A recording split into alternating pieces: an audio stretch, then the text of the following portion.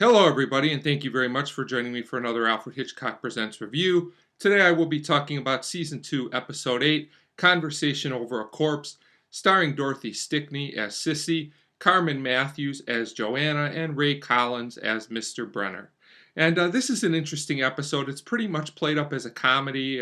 I don't think you can really take this episode too seriously, and in my opinion, it is a pretty funny episode. And you can just have a lot of fun with this episode if you kind of just go with it, as the plot is a little bit scattered. But overall, this was probably my favorite episode of season 2 so far.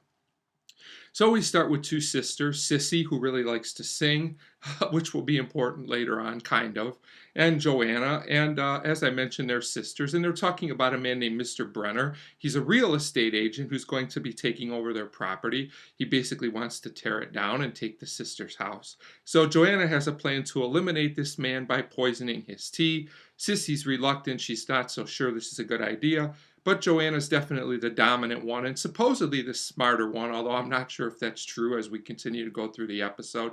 And she insists, so it seems like Sissy is going to go along with this. Or is she? That's the question, and that's the setup for this amusing episode. So then we're introduced to Mr. Brenner, our other main character.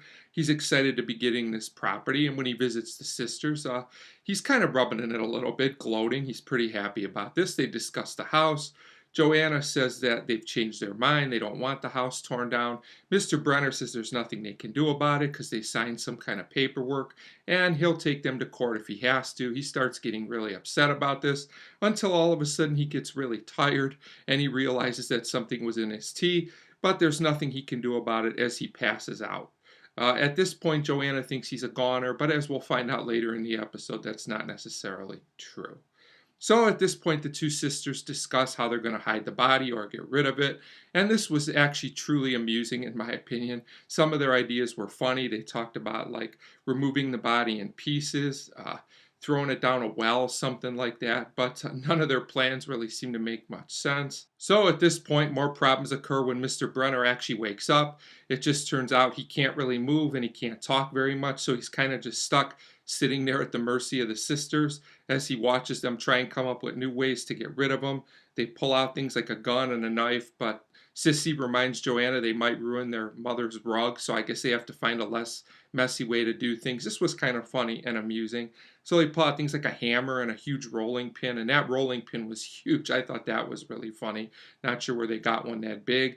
Then one of them hits them with some kind of bug spray. This was all a little bit over the top, but it was fun, so I'm not really complaining about it. I don't really care at this point. I'm pretty invested in the episode.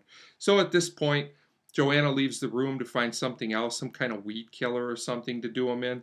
And so this leaves Brenner alone with Sissy, and conveniently he can start talking a lot better. Of course, kind of a plot contrivance, but you just gotta go with it.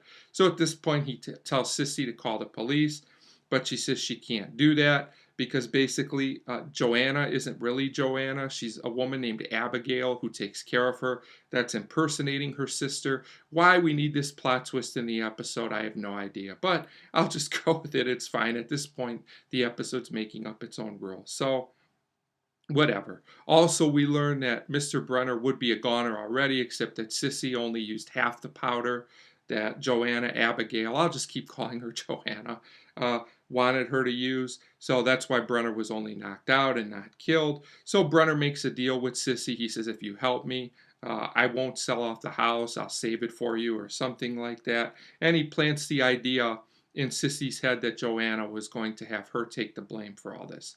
So when Sissy confronts Joanna about all this, Joanna gets mad and runs out of the room with like an axe or something. I don't know why these sisters have all these weapons in the house, but yeah, whatever. And then we just hear like something that sounds like an explosion. We find out later it's a gunshot, but it sounded like an explosion to me, but it fits in with the episode.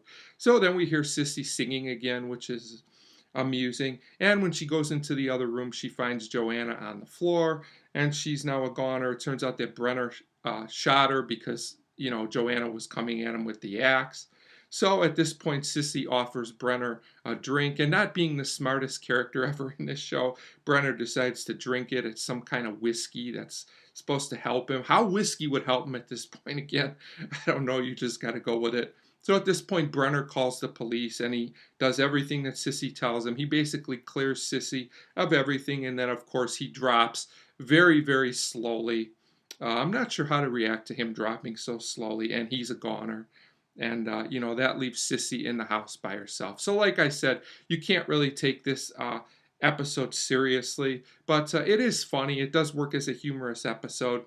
I don't think it quite hits the great level, even though I had a good time with it. There's a few plot twists that I don't think are really necessary, and some of the humor feels a little dated, but for the most part, this episode works, and I did enjoy it. And I'm going to give Conversation Over a Corpse a 3.5 out of 5. Definitely an episode I feel that fans of the show should enjoy watching, definitely at least once. So 3.5 out of 5 for Conversation Over a Corpse, and as always, thank you very much for watching.